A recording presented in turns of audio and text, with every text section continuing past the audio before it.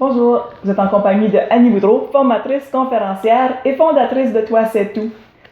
Je suis contente ce matin parce que je me retrouve en compagnie de Tania Boucher. Tania Boucher est fondatrice de Ma Voix, ta voix, un programme auquel j'ai eu la chance de participer en tant qu'auteur, mais c'est un projet innovateur, je trouve, pour comment trouver la visualisation, la méditation.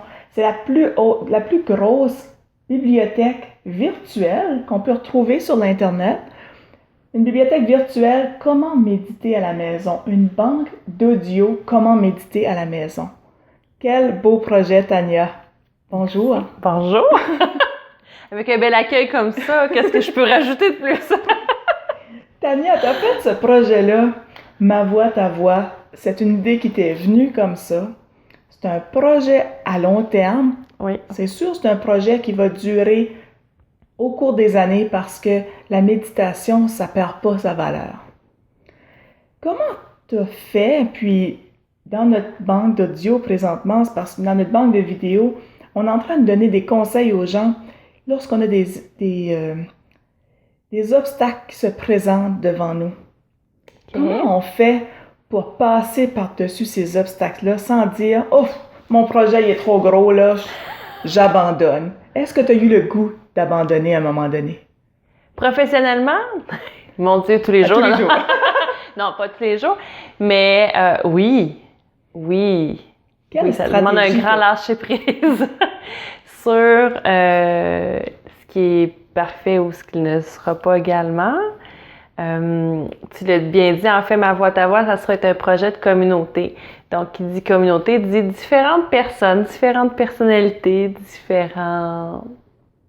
Parce que tu avais beaucoup de collaborateurs, tu avais une vingtaine de collaborateurs qui travaillaient avec toi. Pour le lancement. Donc, c'est sûr que il y a différents obstacles qui se sont présentés, des oui, puis finalement, c'est non, c'est plus aligné avec ce que je veux faire comme mission de vie. On se revire de bord, on retrouve quelqu'un d'autre. C'était beaucoup à recommencer. Oui, fait qu'au départ, toutes les petites étapes, c'était, mon Dieu, j'avais des insomnies de joie. J'étais comme, oui, ça marche, on y va, on avance. Puis ça n'en prend parce que de toute façon, c'est ce qui fait qu'on persévère après ça avec les obstacles, c'est de revenir à comment on vibrait au départ. Moi, c'est toujours retourner à la case de départ. Pourquoi je fais? Mon pourquoi. Pourquoi je le fais? Ça vibre. Puis oui, on a l'impression qu'il y a des petits cailloux sur notre chemin. Des fois, ils sont plus gros que d'autres, puis il faut les enjamber, les contourner, trouver une stratégie. La grosse montagne. Des fois, la montagne, elle commence également à se présenter, puis on arrive parfois, tout dépendant des projets, en fait, avec une certaine fatigue également qui commence à s'accumuler dès le départ avec les insomnies de joie, mais aussi après ça avec le travail et l'énergie qu'on y met. Donc, de se recentrer aussi entre les deux. Il a fallu que tu écoutes un peu de méditation, toi, là, à un moment donné. Hein? Bien, j'avais la bonne job, c'est de tout réécouter qu'est-ce qui m'était livré également. Donc, au moins, je pense que ça m'a permis thérapie était là, de survivre. C'était là. Donc, fait que c'est sûr qu'il y a eu différentes embûches. Je me dis, bon, finalement, pourquoi j'ai fait ça? J'aurais pu faire ça différemment. Faire juste mes affaires à moi. J'aurais pas attendu après personne. Moi, pour moi, la collaboration était pas difficile, mais j'ai appris beaucoup. J'ai appris beaucoup, même avec mes clients avant, je l'observais. Moi, je suis quelqu'un d'à l'heure, c'est important. Fait que dès que j'avais un client en retard, je mais en même temps, ça nous challenge dans nos propres affaires. Fait que c'est sûr que de dire, bon, il y a tel délai, oui, il est accepté, finalement, ça arrive un mois plus tard. Il a fallu qu'on s'adapte aussi, qu'on sprinte à la fin. Puis si je résume qu'est-ce que tu as dit en gros, lorsqu'on a un obstacle qui se présente à nous, là, on s'arrête puis on regarde pourquoi qu'on fait ceci. Ouais. Est-ce que notre pourquoi est encore assez grand, on le veut encore comme au point de départ pour y arriver? Oui. Si on résume, ça sera ça. Oui, pour vraiment être aligné.